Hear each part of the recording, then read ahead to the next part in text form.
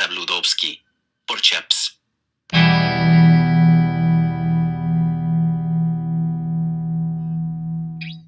Nacido en la Ciudad de México el 24 de mayo de 1928, Jacobo Zabludovsky fue el segundo hijo del matrimonio polaco conformado por Raquel Krawecki y David Zabludovsky, quienes salieron de Europa hacia México en 1926, huyendo de la persecución a la que se comenzaba a someter al pueblo judío.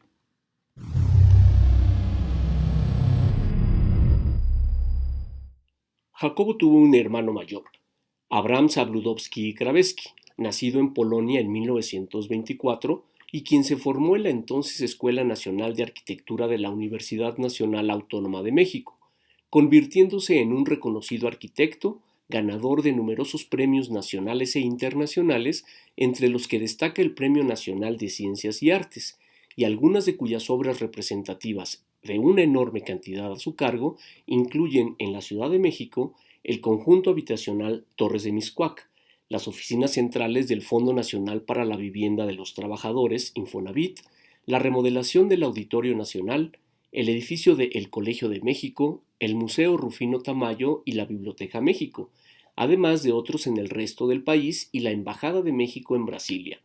La Facultad de Arquitectura de la UNAM entrega un premio con su nombre.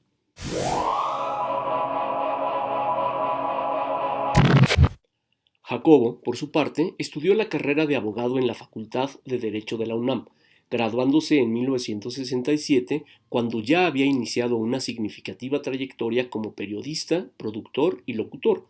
Estuvo casado desde 1954 con Sara Neruda Lieberman, construyendo una reconocida familia de la comunidad judía mexicana al lado de sus hijos Abraham, también periodista, Jorge y Diana.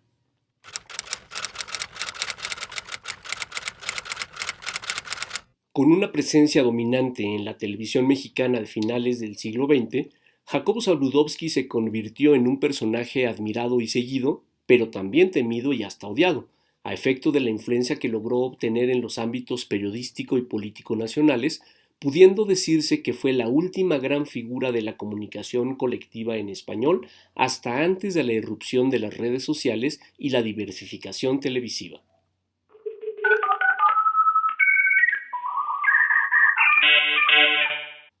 Su trabajo periodístico dio inicio cuando tenía apenas 18 años de edad, habiendo ingresado en 1946 a la cadena Radio Continental de Noticieros, medio al que siguieron la también estación radiofónica XCX-AM y mucho después Radio Red, así como los periódicos Novedades, Ovaciones y El Universal.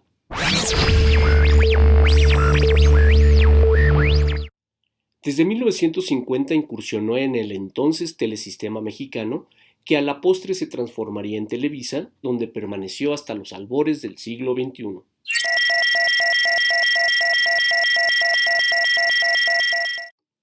Su trabajo como director de noticiarios le permitió diseñar un formato completamente innovador hacia los años 70 del siglo XX, cuando al frente del noticiario 24 horas, con él como conductor, marcó la pauta del periodismo informativo por televisión, permaneciendo más de 25 años continuos al aire y terminando luego de diversos incidentes corporativos hasta que los nuevos propietarios cambiaron abruptamente el rumbo de la empresa.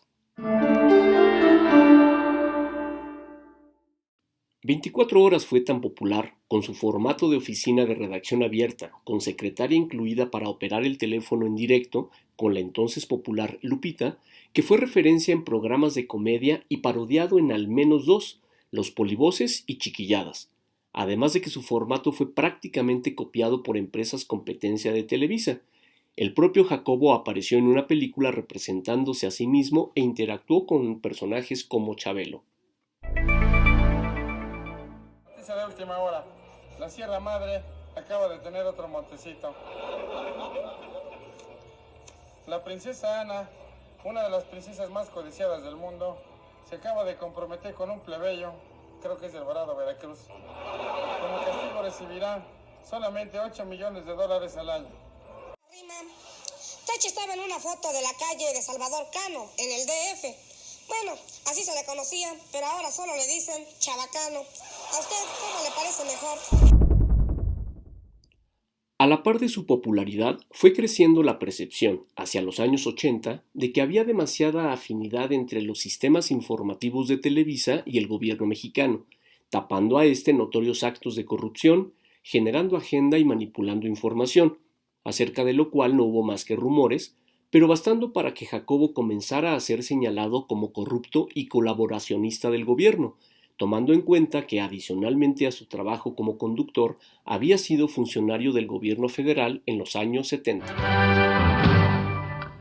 Terminó el debate entre los candidatos a la presidencia de México postulados por los tres partidos. La figura de Zabludovsky fue sometida a todo tipo de rumores acerca de su fortuna e incluso se hizo correr una historia sobre un supuesto romance homosexual en una época en la que dicha cuestión resultaba totalmente estigmatizada, al grado de que al ser nominado como director de noticias de la cadena estadounidense Univisión, hubo una revuelta entre redactores, reporteros y conductores latinos en aquel país, anulando la posibilidad de dicho encargo. Y un grupo de rock en español grabó una agresiva canción de crítica hacia su trabajo. Y ahora en izquierdo, siendo en México las 8:56 minutos de la noche del 20 de julio de 1969, el primer ser humano ha puesto su pie sobre la superficie lunar. En este momento todavía está descendiendo por la escalerilla. Podemos ver su pie izquierdo. La cámara está colocada en la parte de abajo y baja como canguro. Se desliza con las dos manos. Nos sentimos sumamente emocionados. En el propio 24 Horas, Jacobo tuvo programas que batieron todos los índices de audiencia, como el atentado a deportistas israelíes en los Juegos Olímpicos de 1972, la caída del muro de Berlín y la invasión estadounidense a Irán, pero quizá el más significativo haya sido su transmisión en directo a consecuencia del terremoto de 1985 en la Ciudad de México. La peculiaridad de dicha transmisión fue que, ante la magnitud del siniestro, colapsaron prácticamente todos los sistemas de comunicación televisiva. Pero Jacobo contaba con un teléfono satelital en su automóvil Mercedes-Benz, que incidentalmente se transformó de auto de lujo en auto de corresponsal, pues no solo proporcionó en vivo información a la principal estación de radio de la empresa, XCW, que continuaba transmitiendo, sino que la figura de Jacobo se imponía a cuerpos policíacos que obstaculizaban el trabajo de muchos otros reporteros, pero que poco pudieron hacer frente a la autoridad que representaba Zabludovsky. 19 de septiembre de 1985. A las 7:19 de la mañana, el terremoto interrumpió la señal de Televisa. 24 horas con Jacobo Zabludovsky.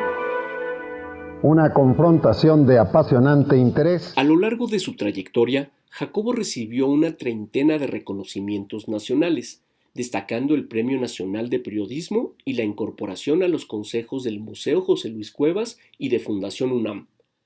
Igualmente, fue condecorado con premios, medallas y doctorados honoris causa en países como Israel, Estados Unidos, Francia, España, Colombia y Argentina. En este último, por su gran conocimiento del tango y de su principal exponente, Carlos Gardel. Un billete de la Lotería Nacional fue impreso con la imagen de Jacobo en 1997 y en 2009 fue develada una estatua en su honor en el Parque de los Periodistas en la Ciudad de México.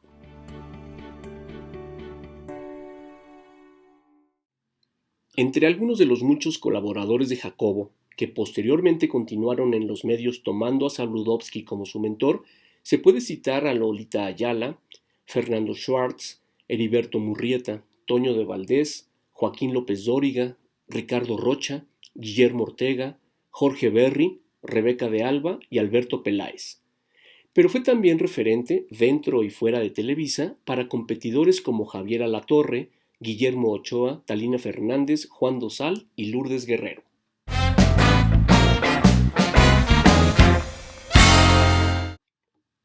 Con una vida privada realmente discreta, que poco coincide con los numerosos rumores que sobre la misma circularon constantemente, Jacobo tuvo grandes amistades cercanas, entre las que resulta imprescindible mencionar a personalidades como María Félix, Gabriel García Márquez, Rufino Tamayo, Sara García, Lola Beltrán, José Luis Cuevas, Carlos Monsiváis, Tongolele, Armando Manzanero y Vicente Fernández.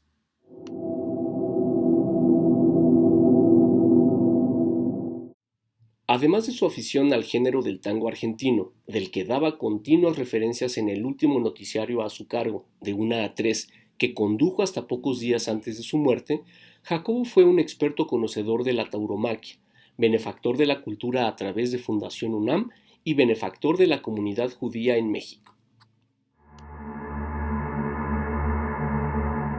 Aun siendo una institución en la propia Televisa y sin que la empresa se lo solicitara, Jacobo renunció a la misma cuando, a efecto de un nuevo cambio en el noticiario estelar, el dueño eligió como titular a Joaquín López Dóriga y no a Abraham Sabludovsky, hijo de Jacobo, como protesta frente a una operación con la que no estuvo de acuerdo.